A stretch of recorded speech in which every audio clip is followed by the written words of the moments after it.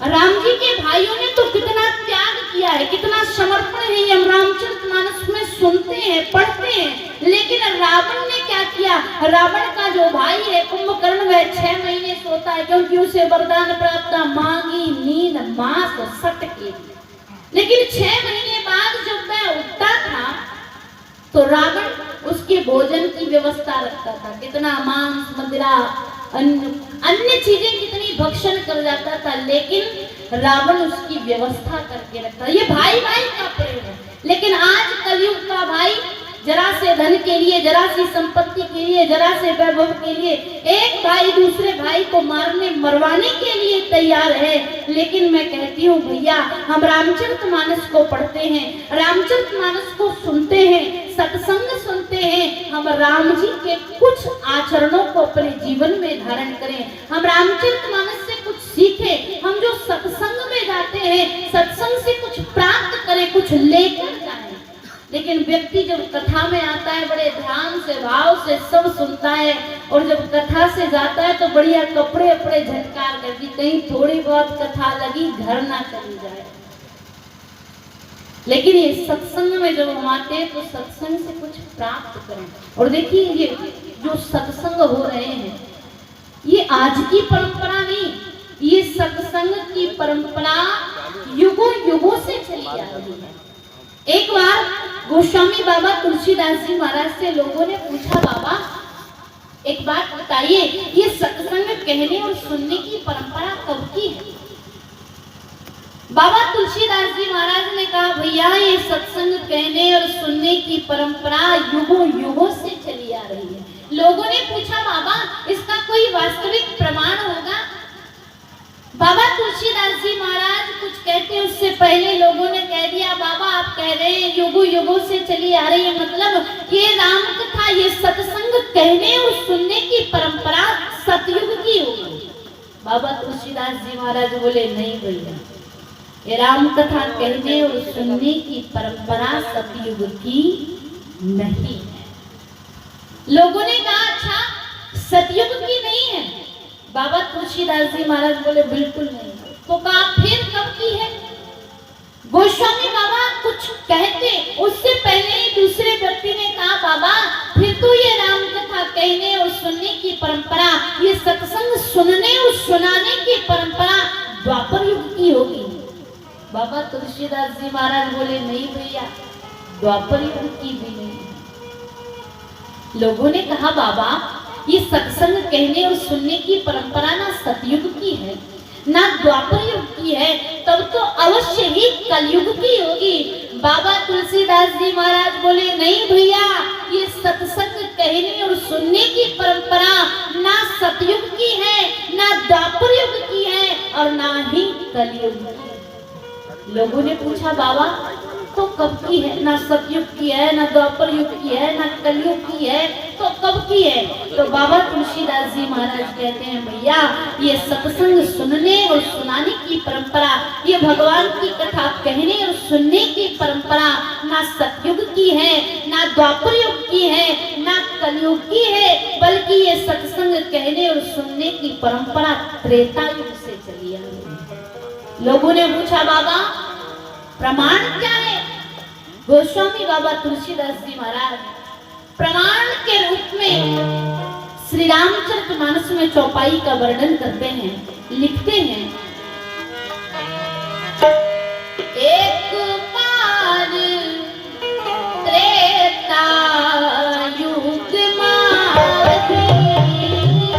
एक बार त्रेता युग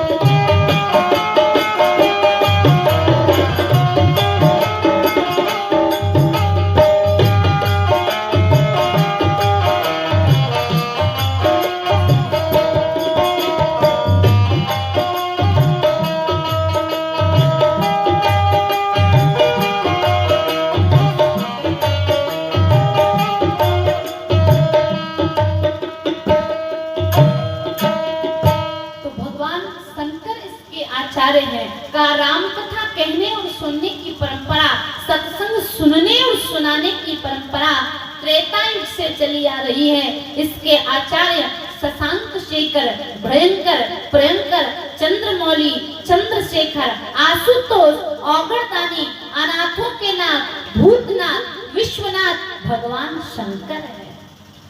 लोगों ने पूछा बाबा, भगवान शंकर जिनके लिए कहा जाता है तुम त्रिभुवन गुरु वेद बखाना, ओ भैया आज जीव पावरे का जाना। ओ त्रिभुवन विजय त्रिलोकीनाथ भगवान भूत भावन भोलेनाथ बाबा ने त्रेता युग में सत्संग किया। लेकिन बाबा हम जानना चाहते हैं कि आखिर आवश्यकता क्या पड़ गई जो भगवान शंकर को सत्संग में जाना पड़ा। बाबा तुलसीदास जी महाराज ने कहा नहीं नहीं भैया, आवश्यकता नहीं। ये संसार के लोगों को शिक्षा देने के लिए, ये संसार के लोगों को मार्ग दिखाने के लिए, संसार के लोगों को दिखाने के लिए कि हमें क्या करना चाहिए, इसलिए भगवान भूत बावन भोलेनाथ बाबा सत्संग सुनने के लिए थे। लोगों ने कहा भगवान शंकर त्रिलोकीनाथ, त्रिलोकीनाथ होने के बाद वह कुंभज ऋषि के पास, कुंभज अर्थात कुंभ, कुंभ अर्थात का कुंभज मतलब कुंभ का बेटा, घड़े का बेटा। तो किसी ने कहा स्वयं भगवान शंकर ज्ञान के सागर हैं और वो ज्ञान के सागर त्रिलोकीनाथ भगवान शंकर एक गागर कुंभज ऋषि के पास कथा सुनने गए। बाबा तुलसीदास जी महाराज ने कहा भैया ये भगवान की कथा है, ये भगवान की कथा अगर छोटे से छोटे व्यक्ति से, छोटे से बालक से भी सुनने को मिल जाए तो श्रवण कर लेना चाहिए। इसमें छोटे और बड़े की आवश्यकता नहीं। इसलिए का ये शिक्षा देने के लिए स्वयं त्रिलोकीनाथ भगवान शंकर माता सती को अपने साथ लेकर कुंभज ऋषि के यहाँ कथा सुनने के लिए। और देखिए कहा सती जी को लेकर क्यों गए, अकेले चले जाते। कहा कि रास्ते में कोई डर था या लड़ाई झगड़े की कोई आशंका की, कोई आपत्ति थी, किस कारण से सती जी को लेकर गए। लेकिन भगवान शंकर सती जी को लेकर क्यों गए, ये कारण गोस्वामी बाबा तुलसीदास जी महाराज बतलाते हैं कि भैया ना कोई आपत्ति थी, ना कोई झगड़े की आशंका थी, ना कोई भय था, बस संसार के लोगों को सिखाने के लिए, संसार के लोगों को मार्ग दिखाने के लिए स्वयं भूत भावन भोलेनाथ बाबा माता सती को अपने साथ लेकर सत्संग में गए। संसार के लोगों को दिखाया गया है संसार के मानव, जब तुम सत्संग में जाना, जब कोई धार्मिक कार्य में जाना तो हो सके तो अपनी धर्म पत्नी को साथ लेकर जाना। और का जब सत्संग में जाए तो हम अपने परिवारी जन को, हमारे रिश्तेदार नातेदारों इष्ट मित्रों को लेकर जाए। तो किसी ने बाबा तुलसीदास जी महाराज से पूछ लिया बाबा हम कथा में जाएं, कथा हम श्रवण करें, ये बात तो समझ में आती है कि मानव जीवन के उद्धार के लिए सत्संग सुनना आवश्यक है, भगवान की कथा सुननी आवश्यक है, लेकिन किसी को हमारे साथ लेकर जाएं उससे हमारा क्या फायदा है, क्योंकि ये कलयुग है और कलयुग में बिना फायदे के व्यक्ति कुछ नहीं करना चाहता। लोगों ने पूछ लिया बाबा हमारा फायदा क्या है। गोस्वामी बाबा तुलसीदास जी महाराज कहते हैं भैया फायदा है, फायदा एक नहीं दो दो फायदे हैं। कहा क्या कि हम कथा सुनने जाते हैं, जो कथा सुनते हैं, जो सत्संग सुनते हैं, तो कथा सुनने का जो फल है वो हमें प्राप्त होता है। हमने कथा सुनी हमको फल प्राप्त हुआ, लेकिन कहा हम अपने साथ अपने परिवारीजन अपने इष्ट मित्रों को लेकर जाएंगे तो कहा उनकी भी जो कथा सुनने का आधा आधा फल है वो हमें प्राप्त होगा। ये पहला फायदा। दूसरा फायदा, दूसरा फायदा ये कि जब हम कथा में जाते हैं और जितनी देर कथा चलेगी उतनी देर हमारा मन एक स्थान पर तो रहता नहीं, रहता है क्या? नहीं रहता, क्योंकि सभी जानते हैं कि मन चंचल है। मैं एक जगह पर ठहरता नहीं। हम शरीर से भले यहाँ पर बैठे हुए हैं, लेकिन हमारा मन कभी घर, कभी खेत, कभी खलिहान, कभी मकान, कभी दुकान घूमते रहता है। तो कहा कि इतनी देर मन एक स्थान पर लगता नहीं है, लेकिन अगर हम अपने साथ अपने परिवारीजन, अपने मित्रों को लेकर जाएंगे और कहा अगर कथा सुनते वक्त हमारा मन हट गया, ध्यान हट गया, तो जिस समय में हमारा ध्यान हट गया उस समय में क्या कथा कह दी गई ये हमको नहीं पता। लेकिन अगर हमारे साथ हमारे कोई मित्र गए हो तो हम उनसे पूछ सकते हैं। या मान लो ऐसा हो हम कथा सुनकर जब जा रहे हैं और मार्ग में कोई व्यक्ति मिल जाए, भैया कहाँ गए थे, तो हम कहेंगे कथा सुनने। कथा में क्या सुना? तो आप सारी बात बता दोगे कि कथा में आज हमने ये सुना, ये बात कही गई, ऐसा हुआ। लेकिन जिस समय में आपका मन हट गया उस समय क्या कह दिया गया, कौन सी कथा कह दी गई वो आपको नहीं पता।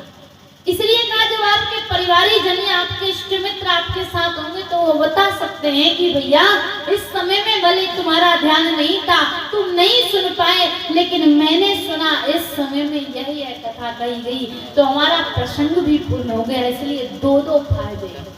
तो भगवान शंकर कथा में जा रहे हैं माता सती को साथ लेकर, और हम सभी को शिक्षा दी कि है संसारी मानव, जब तुम भगवान की कथा में जाना, सत्संग में जाना, कोई धार्मिक कार्य में जाना, हो सके तो अपने इष्ट मित्रों को, 2-4 लोगों को अपने साथ लेकर जाना। इसलिए भगवान शंकर सती जी को साथ लेकर जा रहे हैं। गोस्वामी बाबा तुलसीदास जी महाराज वर्णन करते हैं,